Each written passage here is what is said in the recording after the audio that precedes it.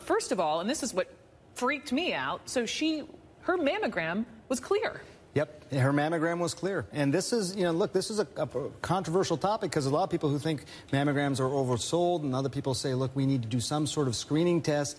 It's not a perfect test. And she talked about the fact that it came back clear, then she had an ultrasound on top of the mammogram to find this particular abnormality. It ended up being cancer. She also, by the way, had never been sick. She had no symptoms. This was routine.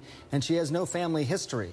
So she's 63 years old. So there's a lot of reasons why, she expected it to be clear, and it was quite a shocker for her when it came back with something there. Which makes it so much more important and significant that she's coming out and talking about it. When she found out that, what was that moment like for her? I asked her that as well, because I'm really curious. I think people are always, there's a little bit of denial, I think, for anybody. Her life is all around healthy living nowadays, as you may know. So she really, within a few moments, she said, look, I got to be very proactive about this. And she's just started to collect lots and lots of information from people. She's a journalist. She's asking lots of questions. She asks and she's smart, and she knows that every patient's going to be different. She opted for, interestingly, to have chemotherapy first and then have an operation. A lot of people have told her to have the operation first. And this is not, again, not an exact science, but that's what she opted to do. She also, taking a cue from Robin Roberts, shaved her head, starting her on the chemotherapy, and she's now wearing a wig. She looks lovely. You couldn't even tell. She asked me. I had no idea. Yeah, and she said, "Can you tell?" And I said, "I can't tell you." I mean, she looks fantastic.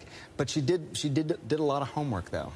Good for her. Yeah. She was diagnosed with triple-negative breast cancer. What does that mean? So when you talk about cancers, if you have a particular target for a drug, that's the drug you'll use. It'll go and hone in on the cancer specifically.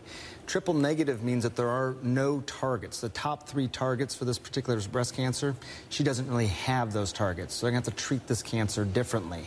I asked her about that. She said the doctors have told her prognosis is excellent, in large part because it was caught early. But this is a particularly difficult cancer, though. Let's listen to your interview. I started the chemo right away. I thought it was very important to not be paralyzed, but to jump into action, get a lot of opinions, which can be very confusing, and put a team together. And that's what I did. So I've been very proactive, and that's that's put me in the right frame of mind. Even she admits to being a little confused. I mean, it's a lot of information that comes thrown at you all at once, right? Yeah. I don't know, but I know too many people who know. Quickly, prognosis-wise? I think, her doctors tell her excellent because it was caught early. But triple negative, again, is a serious breast cancer. It's going to require a lot of treatment for her.